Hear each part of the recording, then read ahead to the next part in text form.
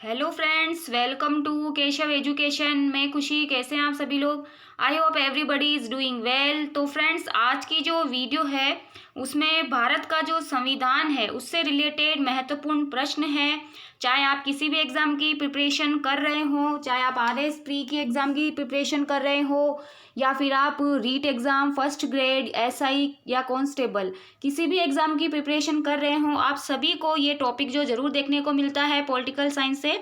तो संविधान सभा की जो महत्वपूर्ण प्रश्न है उनमें से कौन से ऐसे महत्वपूर्ण प्रश्न हैं जो बार बार आते हैं। तो चलिए देखिए, शुरू करते हैं आज की वीडियो। और प्लीज़ आप सबसे पहले चैनल को सब्सक्राइब जरूर कर लीजिएगा, ताकि इसी तरह से आपके पास नई नई वीडियोज़ जो है आती रहे। और कमेंट सेक्शन में जरूर कमेंट करके बताइएगा कि आपको हमारे द्वारा प्रोवाइड की गई वीडियोस कैसी लग रही है। और प्लीज़ वीडियो को ज़्यादा से ज़्यादा शेयर कीजिएगा, लाइक भी जरूर कीजिएगा। तो चलिए शुरू करते हैं आज की वीडियो। तो आज की वीडियो में हमारा पहला प्रश्न आप देख सकते हैं, संविधान सभा की प्रथम बैठक यानी first meeting of constitute assembly कब हुई थी। ठीक है, तो डेट दे रखी है आपको, 4 डेट। तो संविधान सभा की जो प्रथम बैठक है वो कब हुई थी, तो कब हुई थी ये 9 दिसंबर 1946। मोस्ट इंपॉर्टेंट क्वेश्चन है, ये कितनी बार रिपीट हुआ है, यानी कि इस प्रश्न को आपको अच्छी तरह से याद रख लेना है। आप वीडियो को बिना स्किप करे पूरी देखिएगा, तभी आपको अच्छी तरह से समझ में आएगा।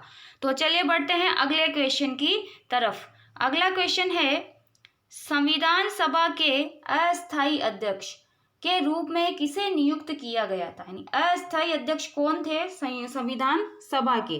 तो ये थे डॉक्टर सच्चिदानंद सिन्हा। डॉक्टर सच्चिदानंद सिन्हा, ये इसका सही जवाब होगा। अब बढ़ते हैं अगले प्रश्न की तरफ। आज के जो प्रश्न है वो राजनीति से संबंधित है। भारत की जो राजनीति है, संविधान जो टॉपिक दिया हुआ है आपके उससे संबंधित है। तो देख सकते हैं आप कि सारे प्रश्न जो है अब तक जितने भी पेपर हुए हैं उन सब में रिपीट हुए हैं। तो आपको ये सारे प्रश्न अच्छी तरह से याद करने हैं। संविधान सभा के स्थायी अध्यक्ष किसे बनाया गया था। अस्थायी तो था डॉक्टर सच्चिदानंद सिन्हा, अब स्थायी अध्यक्ष किसे बनाया गया था, ये बनाया गया था डॉक्टर राजेंद्र प्रसाद को।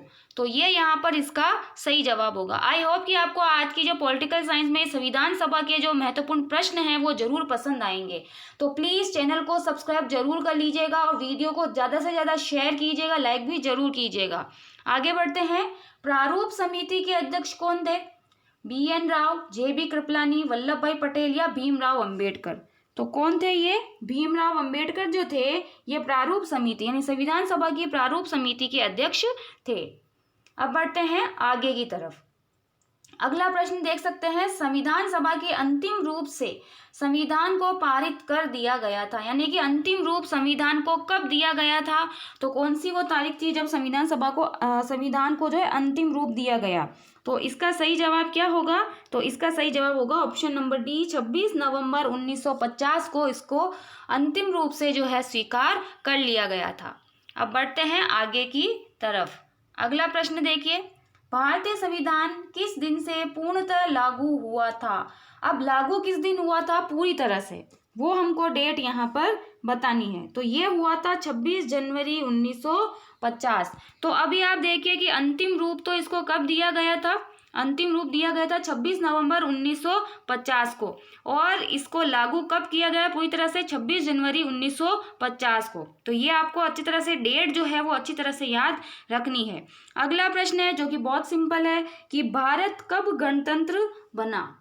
ठीक है, कब गणतंत्र बना, तो ये तो सभी को आना चाहिए। 26 जनवरी 1950 को हमारा देश भारत जो है वो गणतंत्र यानी गणतंत्रात्मक देश बना। ये इसका यहाँ पर सही जवाब होगा।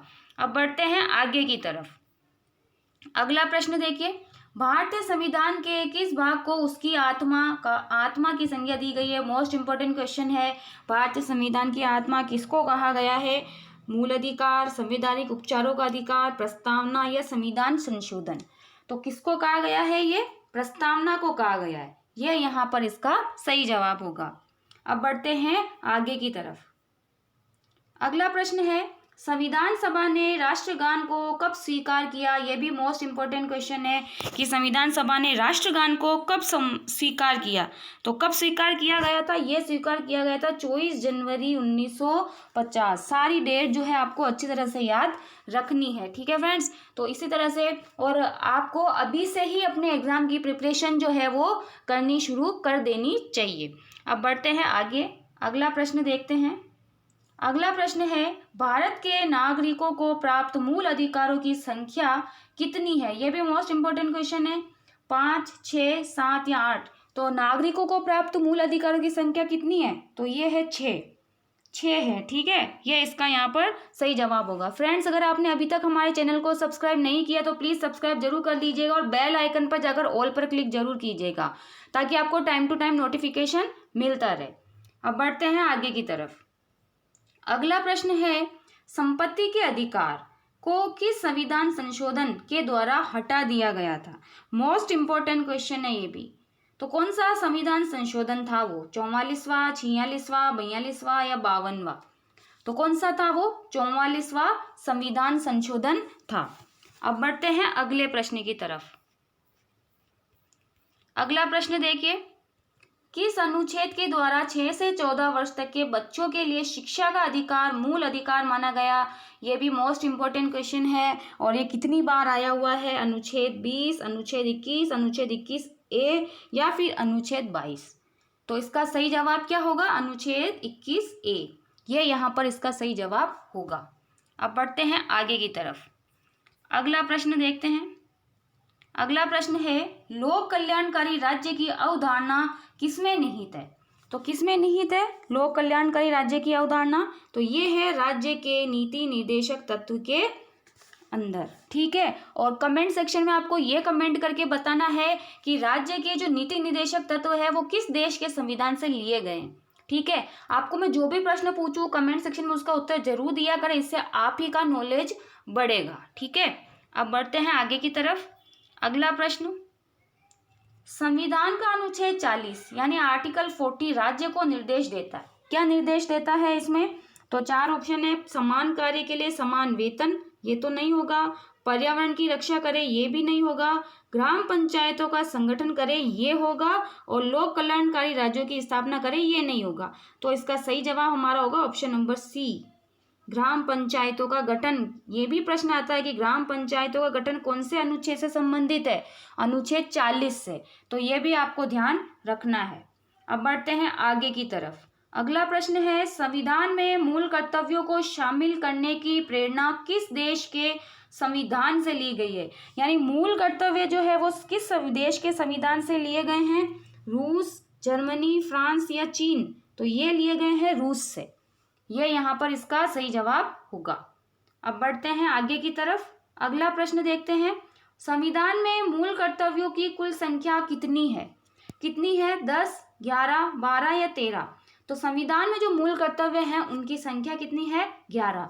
अभी जो फिलहाल ही जो सेकंड ग्रेड का एग्जाम हुआ था उसमें ये पूछा गया था कि जो मूल कर्तव्य में जो 11वां कर्तव्य है उसको कब जोड़ा गया? तो 4 ऑप्शन थे, तो उसमें ये 2002 में जोड़ा गया। ये भी आपको अच्छी तरह से याद रखना है, ठीक है। अब बढ़ते हैं आगे की तरफ। अगला प्रश्न देखते हैं, संविधान में मूल कर्तव्यों को किस समिति की अनुशंसा के आधार पर शामिल किया गया? मोस्ट इम्पोर्टेंट क्वेश्चन है ये।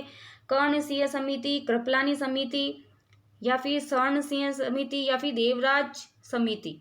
तो कौन सी समिति थी ये? स्वर्ण सिंह समिति के द्वारा संविधान में मूल कर्तव्यों को जोड़ा गया था, ठीक है। ये इसका सही जवाब होगा। अब बढ़ते हैं आगे की तरफ। अगला प्रश्न है, भारतीय संघ की शक्ति किसमें निहित है? तो किसमें निहित है? ये निहित है राष्ट्रपति में, ठीक है। ये किसमें निहित है? राष्ट्रपति में। ये इसका सही जवाब होगा। अब बढ़ते हैं आगे की तरफ, आज के हमारे अंतिम प्रश्न की तरफ। तो राष्ट्रपति के निर्वाचक मंडल में शामिल है, इसके बाद एक प्रश्न और है, टोटल 20 प्रश्न है। तो कौन होता है राष्ट्रपति के निर्वाचक मंडल में शामिल? ऑप्शन आप अच्छी तरह से पढ़िएगा कि राष्ट्रपति के निर्वाचक मंडल में शामिल है, कौन शामिल है? तो संसद के दोनों सदनों के सदस्य तथा राज्य की विधानसभाओं के निर्वाचित सदस्य, ये नहीं होगा। ये यहाँ पर इसका गलत जवाब है। संसद के दोनों सदनों के निर्वाचित सदस्य और राज्यों की विधानसभा विधान परिषदों के निर्वाचित सदस्य, ये भी नहीं है। और संसद के दोनों सदनों के निर्वाचित सदस्य एवं राज्यों की विधानसभा के निर्वाचित सदस्य, ये यहाँ पर इसका सही जवाब होगा। Option number 3 is the correct answer. ये इसका यहाँ पर सही जवाब होगा। तो ये प्रश्न मोस्ट इंपोर्टेंट प्रश्न है और आपको याद रखना है इसको। अगला प्रश्न देखते हैं, राष्ट्रपति के कार्यकाल की अवधि कितनी होती है? 3 वर्ष, 5 वर्ष, 6 वर्ष या कोई सीमा नहीं? तो ये होती है 5 वर्ष। ठीक है फ्रेंड्स, तो ये थे आज के 20 महत्वपूर्ण प्रश्न संविधान सभा से रिलेटेड। आगे भी हम आपके लिए और प्रश्न लेकर के आएंगे, तो आप इसी तरह से अपना सपोर्ट बनाए रखिए और प्लीज़ आप भी हमारा सहयोग करें, चैनल को ज़्यादा से ज़्यादा आप सब्सक्राइब करें, वीडियो को शेयर करें, लाइक करें और प्लीज़ कमेंट सेक्शन में ज़रूर कमेंट करके बताएं कि आपके आज की जो प्रश्न है उसमें कितने प्रश्न सही हुए हैं। तो चलिए फ्रेंड्स, मिलते हैं नेक्स्ट वीडियो में। Okay friends, take care.